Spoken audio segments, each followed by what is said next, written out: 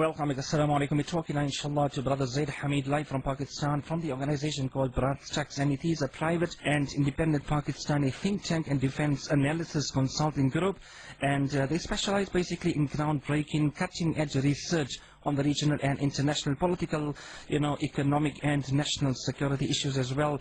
And they are devoted, mashallah, to providing thought leadership to the country at this crucial juncture in the history of Pakistan. All right, we'd like to welcome Brother Zaid Hamid on board Radio Islam. Zaid, assalamu alaikum wa rahmatullah to you. Wa alaikum assalam wa rahmatullah, brother. Ahlan wa sahlan, mashallah. Salam from all Pakistan to you. Jazakumullah, my brother. Wonderful talking to you. Let's take it further, Brother Zaid. G.K. Pillai, India's Home Secretary, said yesterday that the perpetrators of the Mumbai attacks were clones and creations of the Inter-Services Intelligence, the ISA agency of the Pakistani Army. Zaid, how did they come to that conclusion? This is a mystery that nobody in the world has ever seen any evidence. In no court of the world any evidence has been produced. Ever since the Mumbai incidents, the Indians have been putting allegations on ISI and Jamaat al-Dawa in Pakistan and on the establishment security of Pakistan.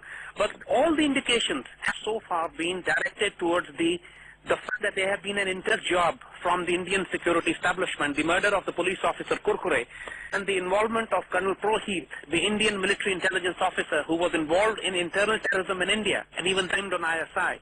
But later on it was discovered that Indian extremists, in line with the Indian intelligence officials like Colonel Prohit, who is in jail right now, and these elements were involved in orchestrating violence which was blamed on Pakistan. So the track record of Indians is absolutely pathetic in this aspect, that they have never been able to prove any linkages from Pakistan or from the Pakistani intelligence agencies. The fact is that since Mumbai, Indians have been constantly trying to hammer this concept to the global audience as well, but they have not received any recipients. The British and the international agencies which were involved in the Mumbai incident have not come up with this conclusion which the Indian establishment has. And it has no substance, it's absolutely baseless, it's absolutely disinformation war, part of the propaganda campaign against Pakistan and Pakistani security establishments. All right, Brother Zaid, Jazakumullah. And I think very correctly, as you are saying, that they are trying, the Indian government, they're trying to echo their baseless statements throughout the world, but no recipients to that. Why is it that every time a step forward is taken for peace between India and Pakistan, it is usually followed by 2 or 3 steps back, Zaid? The fact is, you see, Habibi, that India have an internal security nightmare crisis at their hands. The Naxalites, the Maoists, from Tamil Nadu north to Tamil Nadu in the south to Naxalbari in the north and Bengal border, 40% of Indian Federation is now under insurgencies of the Maoists. That's the only player where the communists are actually gaining ground. And all the Indian technology centers of Orissa, Bengal and Bangalore now come under the insurgency hit areas. And the pressure on the Indian establishment of the government is so intense to handle the internal security threat, the 7 sister states in the northeast, that they have to find a scapegoat to put allegations on someone.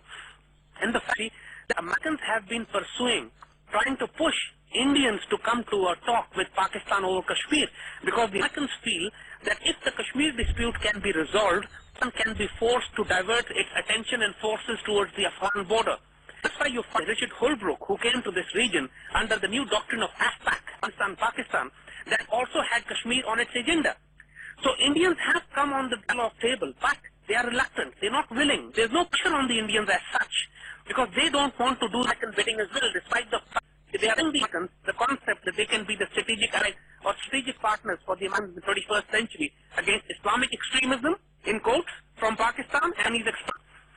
So while Indians take everything they need from the Americans, they are not willing to give an inch to the Americans. So with no pressure on the Indians, there is absolutely no reason for Indians to give any concession over Kashmir or the water disputes that are emerging now between Pakistan and India. So actually, the Indian government, while they come to talk on the front of the psychological operation and warfare, they create this perception globally, or try to create it, that Pakistan is involved in terrorism and some soft terrorism not be analog. That's a face-saving exit strategy for them. In reality, the fact that the Indians are blocking Pakistani waters, all rivers flow from Kashmir. and Indians are now blocking them. And whether anybody likes it or not, in the coming years, there's going to be a major war between Pakistan and India, not probably on politics, not probably on Kashmir, not probably on Mumbai or any terrorist act in India, but on water. That seems inevitable now. All right, Jazakumullah. What is your view, Brother Zaid, on the theory that Mossad and the CIA have plans to balkanize Pakistan? What is meant by this? Habib, is not a theory anymore. You see, the thing is, when you come up, whenever you expose the secret game plan of the region, they try to discredit it by saying it's a conspiracy theory. You see, in the First World War, now we see in the perspective, they broke the Muslim world. They broke one Khilafah Islamiyah, and they broke Muslim into 57 countries. And those maps were drawn after the First World War. And after 100 years, now, nearly about months from time, the balkanization of the Muslim world had taken place about 90 years ago. They want to redraw the maps. And we are seeing this war happen, like the 3 wars that have happened in the last 15 years. One of them, for example, that took place, that was in Europe. That was the balkanization of Yugoslavia. They divided Yugoslavia into 5 countries. And that blueprint, which they decided to apply post 9/11 in the Muslim world. They, for example, you can see it now that Kurdistan has almost been separated. Shia region in the south, Sunni region in the middle, and Baghdad, the city-state, for all practical purposes, has been balkanized.